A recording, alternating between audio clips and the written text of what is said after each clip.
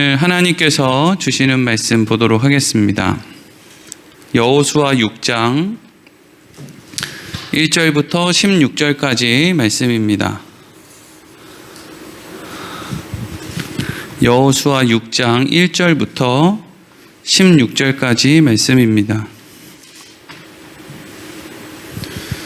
우리 한 목소리로 1절부터 16절까지 말씀을 읽겠습니다. 시작.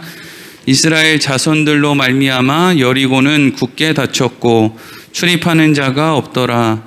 여호와께서 여호수아에게 이르시되 보라, 내가 여리고와 그 왕과 용사들을 내 손에 넘겨 주었으니 너희 모든 군사는 그 성을 둘러 성 주위를 매일 한 번씩 돌되 엿새 동안을 그러하라.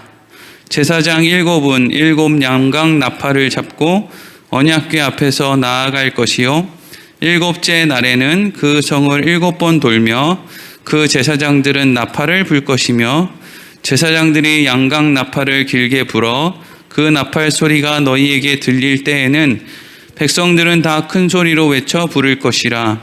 그리하면 그 성이 무너져 내리리니 백성은 각기 앞으로 올라갈지니라 하시매, 눈의 아들 여호수아가 제사장들을 불러 그들에게 이르되 너희는 언약궤를 메고 제사장 7은 양각 나팔 7을 잡고 여호와의 궤 앞에서 나아가라 하고, 또 백성에게 이르되 나아가서 그 성을 돌되 무장한 자들이 여호와의 궤 앞에서 나아갈지니라 하니라. 여호수아가 백성에게 이르기를 마침에 제사장 7은 양각 나팔 7을 잡고 여호와 앞에서 나아가며 나팔을 불고 여호와의 언약궤는 그 뒤를 따르며 그 무장한 자들은 나팔 부는 제사장들 앞에서 행진하며 후군은 궤 뒤를 따르고 제사장들은 나팔을 불며 행진하더라. 여호수아가 백성에게 명령하여 이르되 너희는 외치지 말며 너희 음성을 들리게 하지 말며 너희 입에서 아무 말도 내지 말라. 그리하다가 내가 너희에게 명령하여 외치라 하는 날에 외칠지니라 하고, 여호와의 궤가 그 성을 한 번 돌게 하고 그들이 진영으로 들어와서 진영에서 자니라. 또 여호수아가 아침에 일찍이 일어나니 제사장들이 여호와의 궤를 메고 제사장 7은 양각 나팔 7을 잡고 여호와의 궤 앞에서 계속 행진하며 나팔을 불고 무장한 자들은 그 앞에 행진하며 후군은 여호와의 궤 뒤를 따르고 제사장들은 나팔을 불며 행진하니라. 그 둘째 날에도 그 성을 한 번 돌고 진영으로 돌아오니라. 엿새 동안을 이같이 행하니라. 7째 날 새벽에 그들이 일찍이 일어나서 전과 같은 방식으로 그 성을 7번 도니 그 성을 7번 돌기는 그날뿐이었더라. 7번째 제사장들이 나팔을 불 때 여호수아가 백성에게 이르되 외치라, 여호와께서 너희에게 이 성을 주셨느니라. 아멘. 오늘은 여리고성 주위를 돌아라 하는 제목으로 함께 말씀을 나누도록 하겠습니다. 마스크를 쓰니까 참 숨이 차네요. 네. 근데 좋은 점이 하나 있어요. 네. 제가 말을 되게 빨리 하는데 숨이 차니까 말을 빨리 못하는, 네. 그래서 아주 적당한 속도로 자동적으로 말을 하게 되는 또 장점이, 네. 항상 단점 속에도 장점이 있고 장점 속에도 단점이 있는, 네. 오늘 우리가 읽은 이 본문의 말씀은 사실 뭐 다 그렇지만 다 많이 들어본 말씀이에요. 이런 말씀만 설교 시간에 얘기하면 좋겠어요. 왜냐하면은 뭔가 이렇게 뚜렷하게 보이는 게 있잖아요. 어떤 장면이라든지 뭐가 좀 신기한 어떤 모습들, 막 그 어떤 동화 속에 나오는 것 같은 어떤 그런 장면들이 또 좀 재밌잖아요. 그렇죠? 막 60만 대군이 막 성을 막 뱅글뱅글 돌고 막 이런 장면들 너무 괜찮은 것 같아요. 근데 이제 제가 드리고 싶은 말씀은 그런 장면들에 취해서, 그런 어떤 신기한 어떤 모습들에 취해서 실질적으로 그 말씀이 우리한테 뭘 이야기하고 있는지를 놓치기 쉬운 말씀이 또 이런 말씀이기도 해요.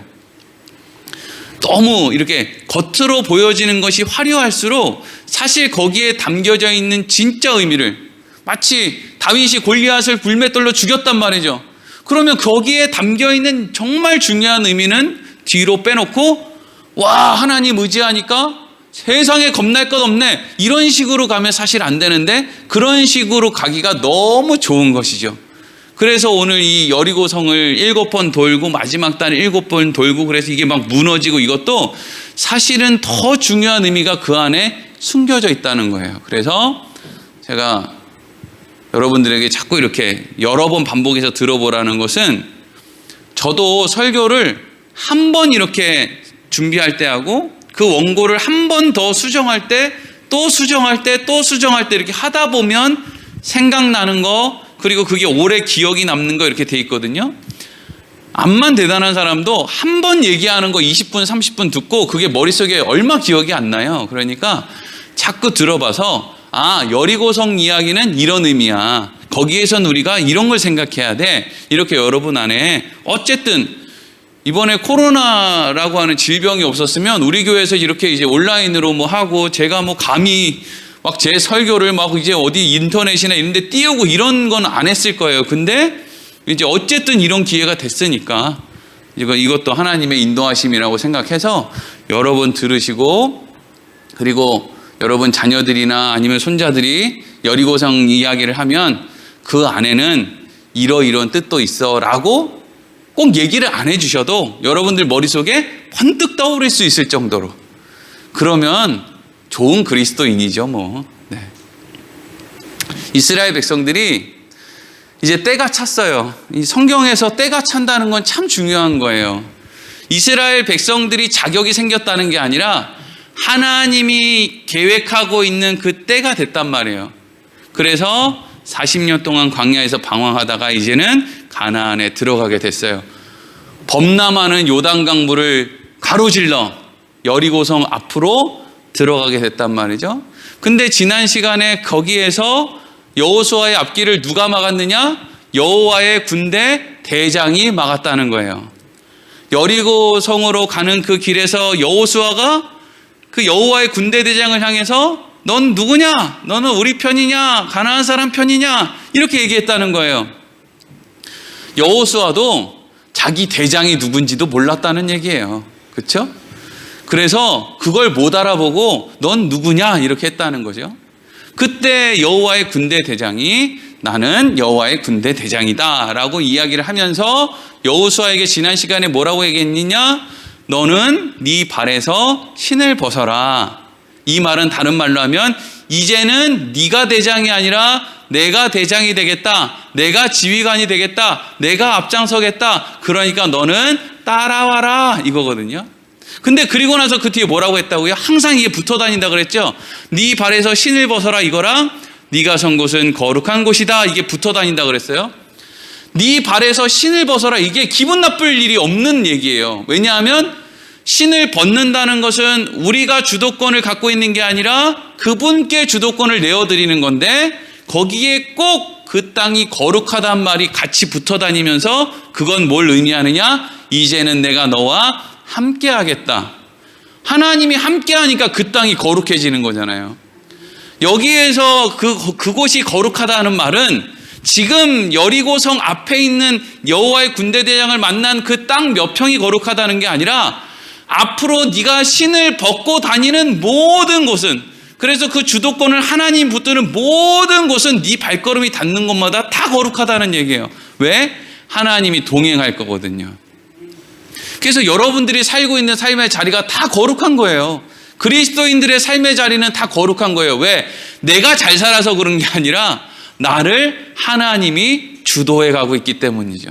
나는 하나님의 인도하심을 따라가기 때문이고, 그 모든 것 가운데 임마누엘로 예수님께서 우리와 함께 계시기 때문이죠. 네. 그리고 나서 이제 들어가는 거예요. 어디로요? 여리고성으로.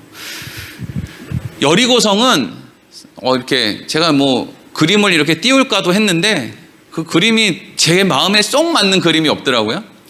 이제 요단강을 이렇게 건너서 여리고성으로 가려면 이렇게 언덕을 이렇게 넘어서 좀 밑으로 내리막길을 이렇게 내려가야 돼요. 그러니까 이렇게 여리고성까지 갈 때는 아마 멀리서 여리고성을 봤을 때는 여리고성 내부가 어느 정도는 보였을 거예요.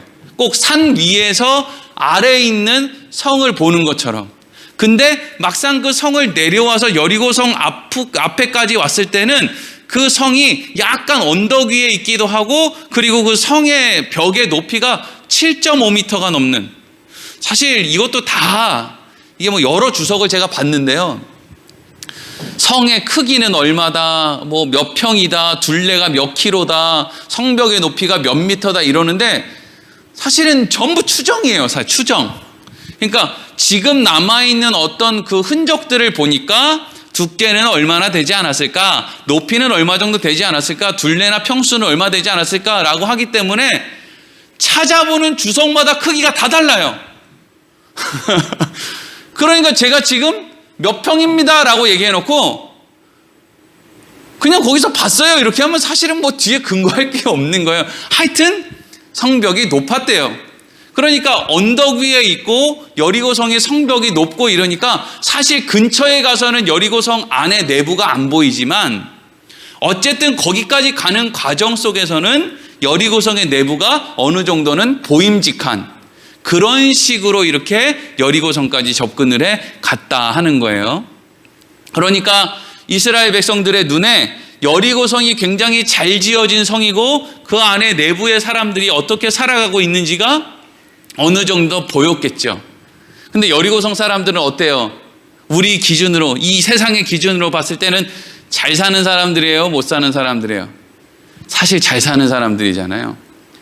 여러분 이 지도를 보시면 아는데 여리고성하고 사해하고 가까워요. 사해. 여러분 사해 아시죠?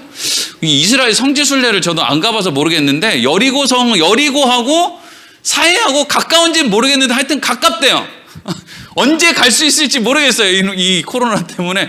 뭐 코로나가 아니라도 뭐 갈 일이 그렇게 있지는 않을 것 같지만 어쨌든 그 여리고에서 사해까지가 얼마 안 멀고, 그래서 여리고성 사람들이 주로 이제 먹고 사는데 무슨 일을 했냐 하면 사해가 가까우니까 뭐 하면 좋을까요? 여러분 같으면 이제 뭘로 장사하겠어요?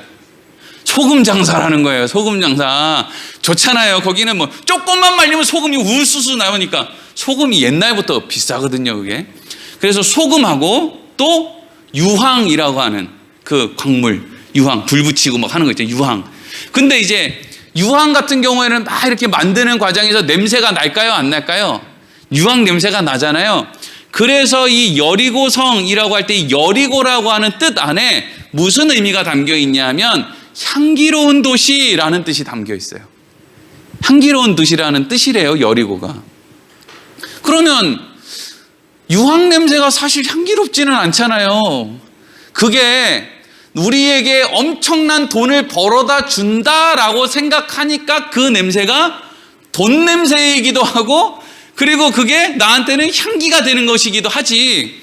만약에 우리 집에서 지금 요즘 여러분들이 살고 있는 그 집에서 하루 종일 유황 냄새가 난다, 돈은 안 된다, 그러면 여러분들이 그거 향기라고 하겠어요? 그것 때문에 막 그냥 미치지. 근데 여리고성 사람들은 그 냄새가, 그리고 그 주위에 있는 그 사람들은 여리고성에서 나는 그 유황 냄새가 향기롭다고 느끼는 거예요.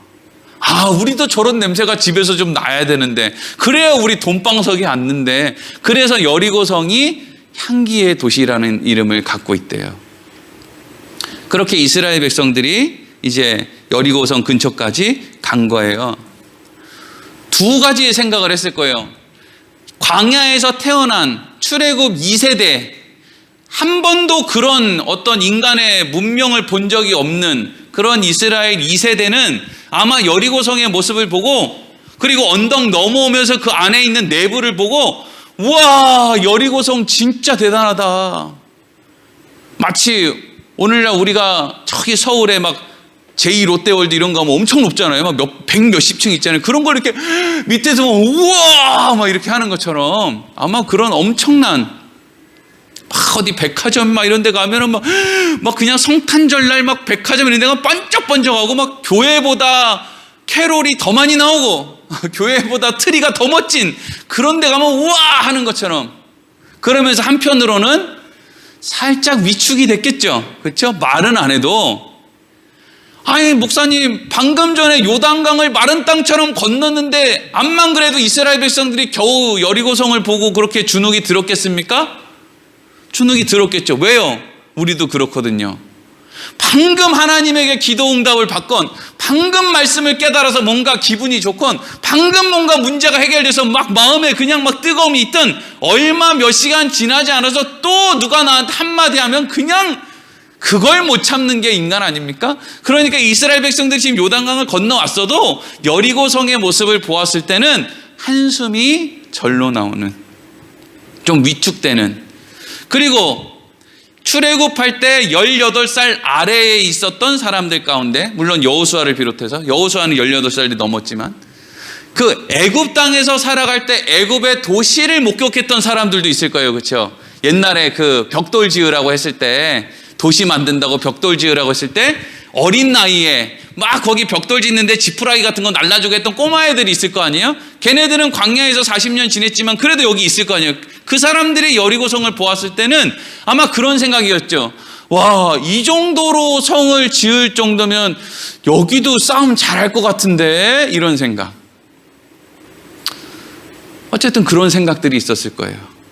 방금 전에 요단강을 건너왔든 말든, 하나님의 방금 전에 기도 응답을 받았든 말든, 배삼열 목사가 부여원들에게 우리 교회 이게 지금 교회가 어떻게 지금 이 시국에 건물을 지을 수 있나 하는데, 분명히 우리가 벌써 교회를 새로 진 지가 이제 5년 차, 5년이 지났어요. 그때 막 저는 막 이런 일이 가능한가? 근데 그렇게 놀라운 일이 있었음에도 불구하고 고개만 돌리면 또 한숨 쉬는 것처럼 이스라엘 백성들이 아마 여리고성 모습을 보고 금방 잊어버리고 한숨을 쉬고 있었을 거예요. 근데 한 가지를 미처 몰랐다는 거죠. 뭐냐 하면, 이스라엘 백성들만 여리고성에 있는 사람들의 모습을 보고 한숨 짓고 위축된 게 아니라, 여리고성에 있는 사람들도 이스라엘 백성들의 모습을 보고 위축되고 뭔가 걱정과 염려를 하고 있었다는 거예요. 여러분,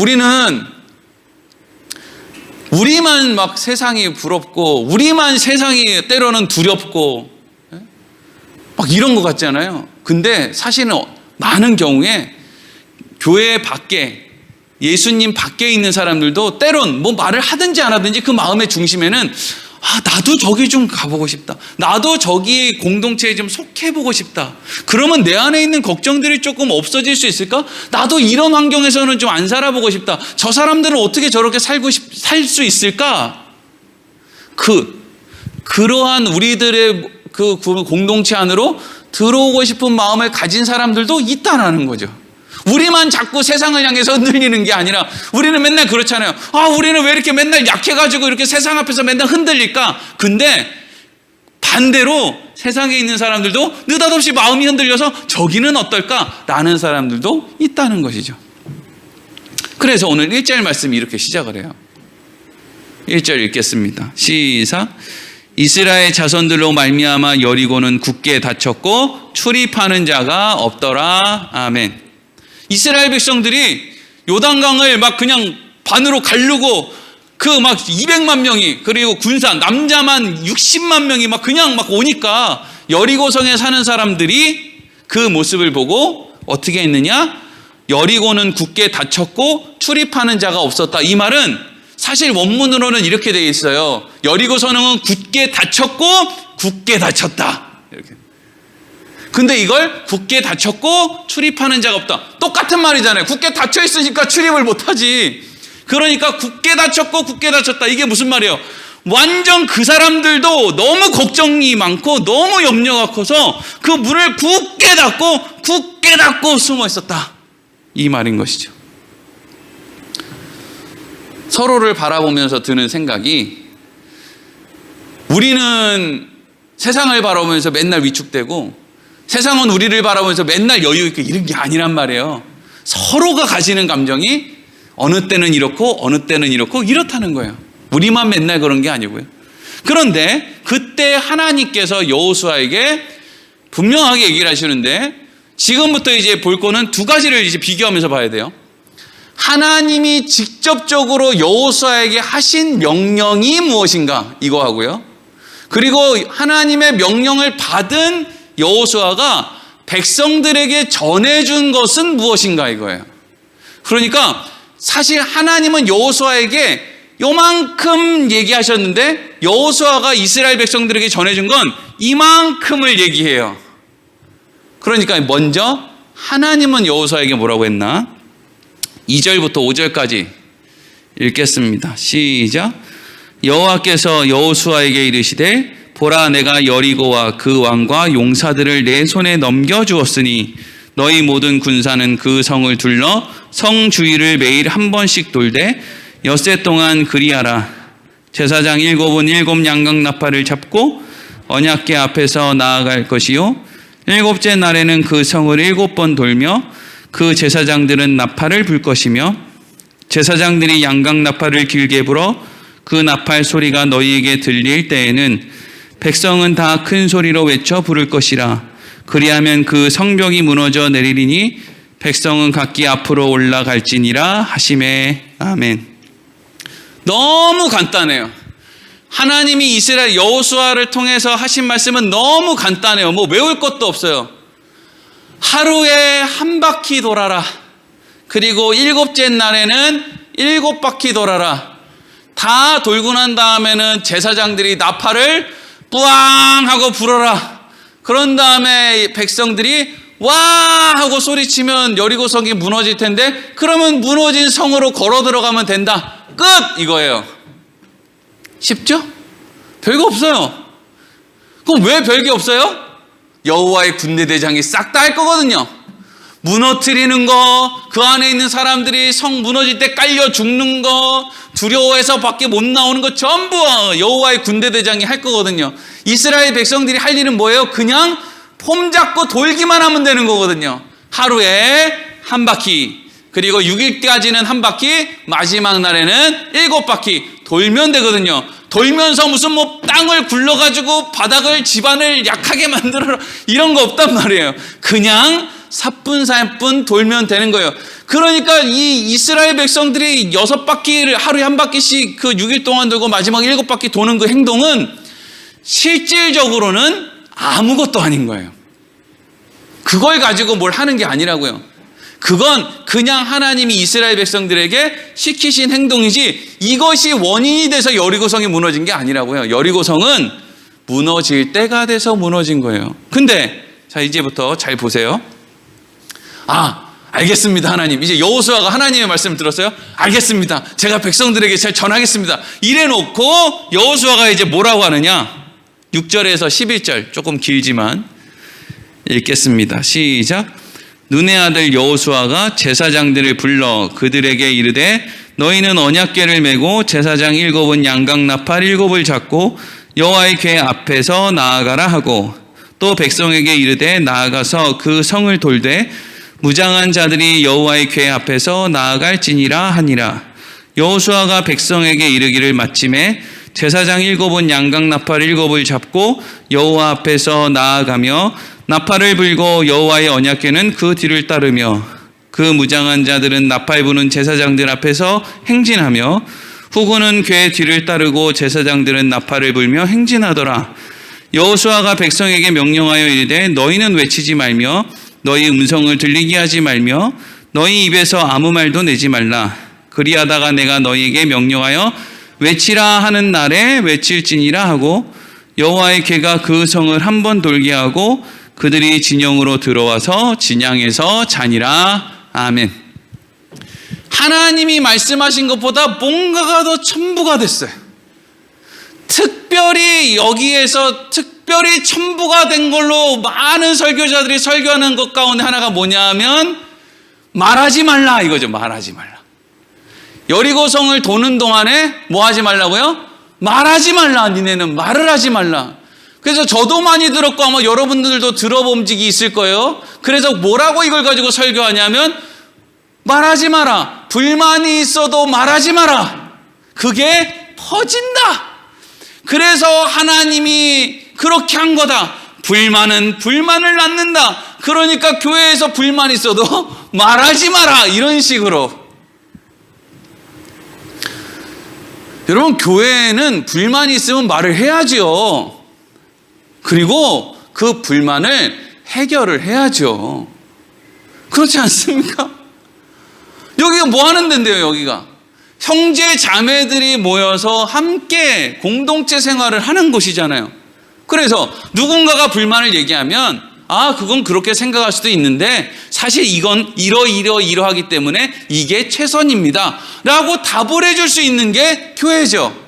근데 이게 왜곡되니까 교회에서는 뭔가 내가 의문점이 있어도 말하지 마, 물어볼 만한 게 있어도 말하지 마, 그냥 목사님이 얘기하면 순종해. 사실 이 말씀은 그런 말씀이 아니란 말이죠. 그리고 하나님이 여호수아에게 직접적으로 너희들 여리고성 돌 때는 양옆에 있는 사람들끼리 쑥덕거리지 마, 그냥 돌기만 해 라는 말을 하나님이 직접적으로 하셨어요, 안 하셨어요? 안 하셨어요. 안 했다는 이야기는 뭐라고 소곤소곤 해도 그만이고 침묵해도 그만이고, 근데 이걸 만약에 조금 오해하면은요, 우리가 정말 불만을 품지 않고 아무 말도 하지 않고 정말 순수한 마음으로 여리고성을 돌았기 때문에 여리고성이 무너졌다, 이리로 갈 수도 있다고요. 이게 무서운 거예요. 그리고 이 다음 말씀도 보세요. 그리로 가기가 얼마나 쉬운지. 12절부터 16절 읽겠습니다. 시작. 또 여호수아가 아침에 일찍이 일어나니 제사장들이 여호와의 궤를 메고 제사장 7은 양각 나팔 7을 잡고 여호와의 궤 앞에서 계속 행진하며 나팔을 불고 무장한 자들은 그 앞에서 행진하며 후군은 여호와의 궤 뒤를 따르고 제사장들은 나팔을 불며 행진하니라. 그 둘째 날에도 그 성을 한 번 돌고 진영으로 돌아오니라. 엿새 동안 이같이 행하니라. 일곱째 날 새벽에 그들이 일찍이 일어나서 전과 같은 방식으로 그 성을 7번 도니 그 성을 7번 돌기는 그날뿐이더라. 7번째에 제사장들이 나팔을 불 때에 여호수아가 백성에게 이르되 외치라, 여호와께서 너희에게 이 성을 주셨느니라. 아멘. 여기에서는 무슨 이야기가 또 우리의 관심을 끌죠? 12절에 보니까 12절 한번 띄워주세요. 여호수아가 언제 출발했대요? 아침 일찍 출발했다 그러죠? 자, 묻죠. 하나님이 여호수아한테 아침 일찍 출발하라 그랬어요? 아니면 아무 말 안 했어요? 별말 안 했어요. 근데 여호수아가 그냥 아침 일찍 가자 이런 거예요. 왜? 여호수아는 나이가 많아서 잠이 없었나 봐요. 여호수아가 20대였으면 대낮에 갔을 텐데 왜? 그거 한 바퀴 도는데 별로 시간 안 걸리거든요. 일찍 가서 돌고 오든 다저녁 때 가서 돌고 오든 제가 드리고 싶은 말씀은 일찍 가서 돌고 온 게 잘못됐다는 게 아니라 여리고성이 무너지는 데 있어서 일찍 가서 돈 건 아무런 소용이 없단 말이에요. 아무런 영향력이 없다고요. 여리고성을 일찍 돈 것도 영향력이 없고 여리고성을 돌 때 아무 말 안 하고 침묵하고 불만을 품지 않고 돈 것도 여리고성이 무너진 거랑은 아무 상관이 없어요. 여기에 자꾸 관심을 두면은요, 마치 여리고성이 무너진 게 우리가 불만을 품지 않았기 때문에, 우리가 일찍 일어나서 열심을 냈기 때문에 결국에는 여리고성이 무너진 거야 라는 식으로 가게 되는데, 그 마음이 커지면 커질수록 뭐가 약해지느냐? 하나님의 은혜가 약해지는 거예요. 이게 문제인 거예요. 이게 항상 교회 안에서 인간의 열심이 커지면 좋죠. 인간이 열심히 커져서 수요일이고 금요일이고 으쌰으쌰해서 다 하는 거 좋은데, 그래서 막 전도하고 막 무슨 교회가 폭발하고 교회를 막 새로 짓고 다 좋단 말이죠. 근데 그렇게 뭔가 인간의 노력이 커지면 커질수록 뭐가 없어지느냐? 예수가 없어진단 말이에요. 그리고 그건 다 뻥이고요. 인간들은 모이면 모일수록 죄를 짓지, 모이면 모일수록 거기서 정말 사랑과 은혜와 이런 게 넘쳐나질 않는단 말이죠. 그게 성경의 결론 아닙니까? 예수님이 오신 이유이기도 하고요. 여러분, 여리고성이 무너진 이유는 다른 데 있어요. 여리고성은 이스라엘 백성들이 거기를 7번 돌았기 때문에 무너진 것도 아니고, 또 7일째 됐을 때 소리를 질렀기 때문도 아니고, 침묵했기 때문도 아니고, 그리고 일찍 일어나서 돌았기 때문도 아니에요. 여리고성이 무너진 이유는 하나님이 가나안 땅을 이스라엘 백성들에게 줘야 되겠는데 거기를 여리고성 사람들이 막고 있었기 때문도 아니에요. 다른 땅 주면 되지. 사실 가나안 땅이 뭐가 그렇게 좋습니까? 다른 땅 주면 되죠.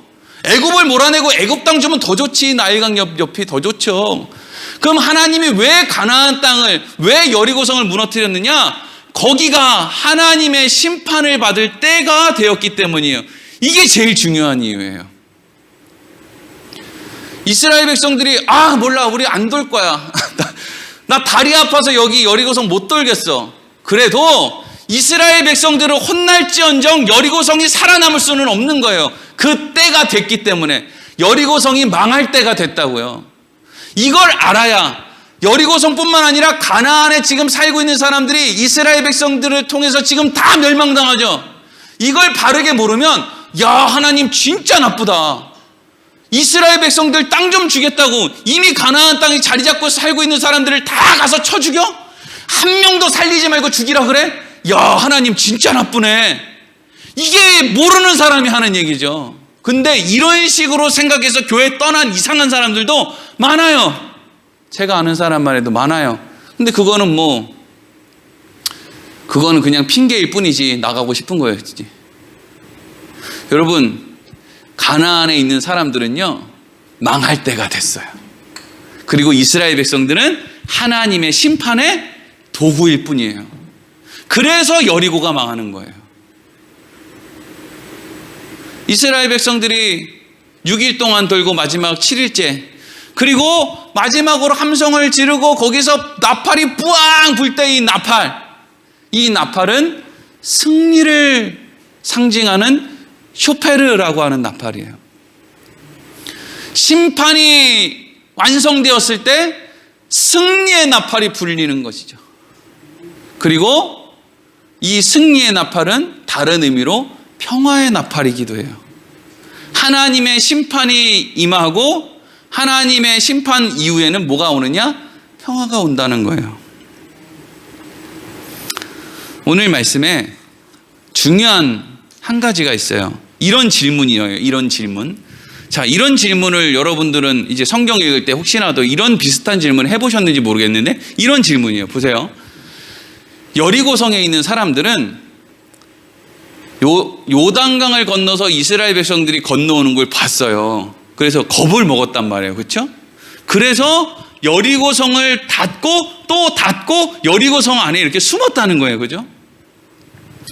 왜 여리고성에 사는 사람들은, 그리고 라합의 이야기를 들었을 때, 라합, 이스라엘 백성들이 이미 시혼과 바산왕 시혼과 오객에 일어난 일을 우리도 들었다 이렇게 얘기를 하죠. 그러니까 이미 많은 전쟁에서 이스라엘 백성들이 승리했다는 것도 들었죠. 요단강이 갈라지고 거기를 막 기적같이 건너오는 것도 다 봤어요. 그러면 우리가 생각할 때 근데 왜 이 사람들 도망 안 갔지? 이런 생각이 들 수 있어요, 없어요? 있잖아요. 그렇죠? 도망을 가야지. 여러분, 누가 지금 백마강을 그냥 마른 땅처럼 막 가르고 여러분들을 잡아가지고 죽이겠다고 막 이렇게 온단 말이에요. 그러면 도망을 가야지. 얼른 차 타고 서울로 가든지 부산으로 가든지 도망을 가야 될 거 아니에요. 집에 들어가가지고 문 잠그고 들어앉아 있으면 그게 돼요? 요단강을 갈랐는데 답답한 인간들이죠. 그죠? 진짜 답답하죠. 요단강 가르는 걸 보고 너무 무서워가지고 이미 이렇게 긴장을 했는데 요단강을 갖는 사람들이 여리고성은 못 갈라요? 근데 여리고성 안에 꽁꽁 숨어가지고 여기 있으면 되겠지 이러고 있었다는 거예요. 너무 이상하잖아요. 그게 우리 같으면 도망쳤을 텐데. 근데 이게 여러분 사실 이 여리고성이 등장하는 이 말씀의 핵심이 바로 이거예요. 도망칠 수 없었다는 거. 이게 중요한 거예요. 여리고성이 무너진 게 중요한 게 아니에요. 여러분, 이 세상 사람들은 왜 그들을 기다리고 있는 그 죽음이 눈에 보이는데도 불구하고 왜 피난처 되시는 예수께로 못 도망칩니까?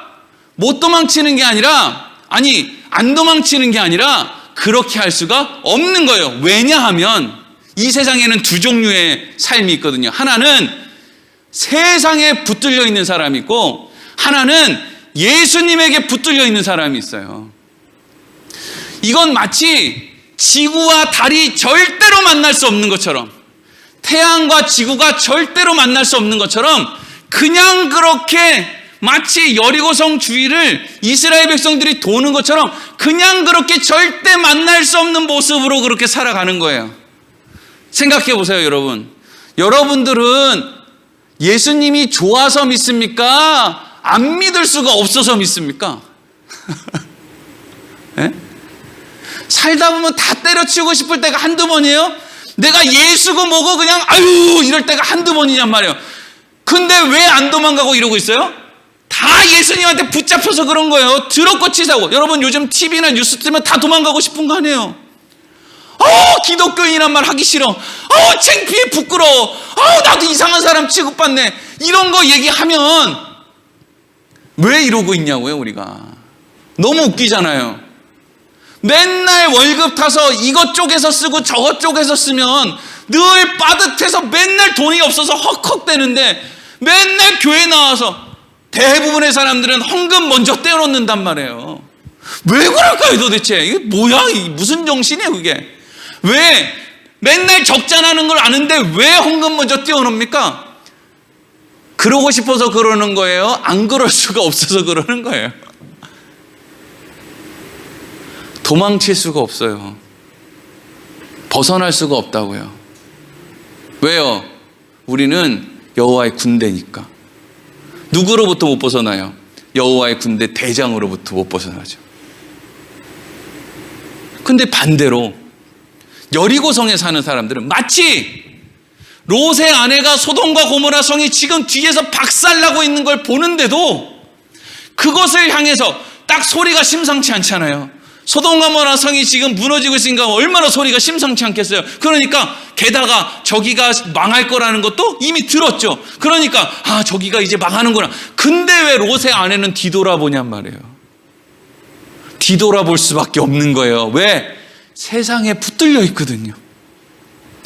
세상에 붙들려 있기 때문에 오고 싶어도 못 오는 거예요. 예수 그리스도에게 붙들려 있기 때문에 가고 싶어도 못 가는 거예요. 아무리 부끄럽고 아무리 치사하고. 저 어렸을 때 저희 어머니하고 저희 가족들 다니던 그 교회에서 우리 집을 얼마나 무시했는지. 예? 밤에 가서 철야기도 하면 목사랑 무슨 꿍꿍이가 있다, 뭐 교회에서 좀 열심히 하면 저만 잘났냐, 뭐 이렇다 저렇다. 여태까지 제가 다녔던 교회에서 별로 그렇게 좋은 영향을 받아본 적도 없거니와, 제가 전도사로 사역할 때도요, 이건 이래서 네가 입 닥쳐라, 이건 이거니까 네가 나가라, 별의 별 더러운 이야기를 어디서 다 들었느냐? 교회에서 다 들었어요. 그럼 벌써 뛰쳐나가도 12번도 더 뛰쳐나가야죠. 근데 이러고 있잖아요. 왜요? 붙들려 있거든요. 그래서 이스라엘 백성들은 여리고성을 도는 거예요. 딱 그 자리로 도는 거죠. 아마 여리고성이 커봐야, 이 주석을 보니까 여러 사람들의 이야기가 암만 커도 그 당시에 뭐 건축 기술도 있고 이게 뭐 몇천 년 전이니까요. 그 성 주위 둘레가 커봐야 1km 정도 됐을 거다 이래요. 1km. 성 둘레가 1km 정도.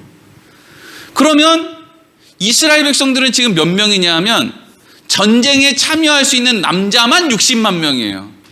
60만 명을 한 줄에 30명씩 세워서 앞뒤 앞으로 나란히 해가지고 앞뒤로 옆으로 하니까 60cm 정도로 간격을 띄우면 이 60만 명이 한 줄에 30명씩, 자, 잘 계산을 해보세요. 그러면 이 행렬이 몇 킬로나 되겠습니까?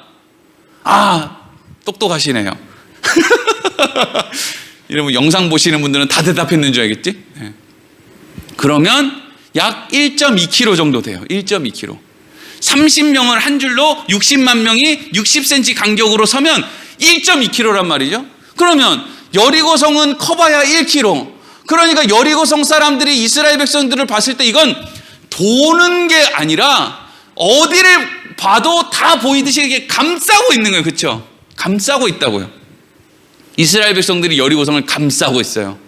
근데 여리고성 사람들은 어떠한 화친의 노력도, 어떠한 도망치고자 하는 노력도 하지 않아요. 그들은 그냥 막연한 기대심, 어떻게 되겠지, 좋은데 가겠지 라고 하는, 오늘날 세상에 붙들려 있는 사람들이 늘 하고 있는 그 막연한 어떤 것, 나는 건강하겠지, 우리 애들은 잘 크겠지, 나는 안 죽겠지. 안 죽겠지? 부여의 장례식장이 얼마나 잘 되는데 안 죽겠지는 뭘 안 죽겠지. 근데 사람들은 그렇게 산다고요. 그게 세상에 붙들린 사람들이에요. 우리는요, 안 죽겠지가 아니라 꼭 죽어야지, 그래야 거기를 확인하지, 황무지가 장미꽃같이 변하는 걸 내가 확인해야지. 하나님에게 붙들린 사람 다르죠. 이 세상은 그렇게 다른 인생들이 살아가는 거예요. 그러니까 우리는 다른 인생들 가운데 예수님에게 내가 붙들려 있다는 것을 이런 말씀들을 통해서 이제 확인하게 되는 거예요. 와, 그래서 결국에는 세상에 붙들려 있는 여리고성은 무너질 수밖에 없구나. 그리고 하나님의 손에 붙들려 있는 사람들은 결국 승리할 수밖에 없구나, 이거죠. 하나님은 충분한 시간을 줘요. 이스라엘 백성들이 여리고성을 일주일 동안 매일 한 바퀴, 그리고 마지막 날 7바퀴 돈 건 이스라엘 백성들에게 어떠한 무슨 여리고성을 도는 비법을 알려준 게 아니라 누구에게 이거를 지금 주고 있는 거냐면 여리고성 사람들에게 마지막 기회를 주고 있는 거예요. 어떤 기회를? 충분한 기회를 7일 동안 매일 한 바퀴씩, 그리고 마지막 날에는 더 충분한 기회, 하루에 7바퀴를 도는 그걸 보여주는 거죠. 근데 여리고성 사람들은 안 나와요. 못 나오죠. 소금에, 유황에, 편리한 삶에, 쾌락에, 자랑거리에, 그걸 못 벗어나는 거예요. 절대 못 이기는 거예요. 여러분들이 아무리 절절한 스토리를 풀어내며 전도를 해도 그 사람은 교회에 안 나오는 게 아니고요, 못 나오는 거예요. 너무 섭섭할 필요가 없어요. 하나님은 충분한 기회를 줘요. 그러니까 여기서 한 단계 더 나가자고요. 세상에 붙들려 있는 사람이 예수님에게 붙들려 있는 삶으로 건너오기 위해서 종종 우리가 발견하게 되는 일이 뭘까요? 세상을 놔야 되는 일이죠. 그러니까 그건 아는 사람의 눈으로 볼 때는 그게 어떤 일이에요? 절대로 아까운 게 아닌 거죠. 모르는 사람이 볼 때는 아깝죠. 왜? 세상이 전부니까. 근데 아는 사람이 볼 때는 이걸 놔야, 이걸 붙드니까 놀 수밖에 없는 것이죠. 여러분, 요즘에 서울의 아파트 값이 엄청 올랐잖아요. 부여는 엄청 안 오르잖아요. 서울의 아파트 값이 엄청 오르는 거 한 개도 안 좋아요. 왜? 아파트 값이 오르면 오를수록 그 사람들은 세상에 목을 더 내민단 말이에요. 더 좋은 거예요. 그 아파트 깔고 앉아서 야, 이것만 팔면 이것도 할 수 있어, 이것만 팔면 저것도 할 수 있어, 뭔가 공상을 하죠. 근데 그 공상 속에서 결국에는 못 팔아요, 그거. 왜? 이게 얼마나 더 오를 줄 알고 이걸 팔아요? 그러다 망하는 거예요. 어떻게 망해요? 영영 망하는 거죠. 영영 망해요. 단지 여리고성이 무너졌단다, 그걸 위해서는 여리고성을 7번 돌아야만 했단다, 이게 여리고성 말씀의 중심에 있는 게 아니에요. 여리고성은 무너져야만 했다. 왜? 그들의 죄가 가득했기 때문이고, 그들의 죄라는 것은 세상에 붙들려 있었기 때문이다라는 거죠. 하나님은 충분한 기회를 주셨다. 누구를 통해서? 이스라엘 백성들을 통해서 충분한 기회를 주었지만 그 사람들은 코빼기도 내비치지 않았다. 왜? 막연한 기대감 가운데 세상에 붙들려 살았기 때문이다. 세상의 거짓말에 속아 넘어갔기 때문이죠. 마치 예수님을 속이려고 했던 사탄처럼, 나한테 절을 하면 내가 이 세상을 다 주겠다. 세상이 지 것도 아닌데 거짓말하는 거죠. 근데 그 거짓말에 전부 넘어가는 거예요. 기도하겠습니다.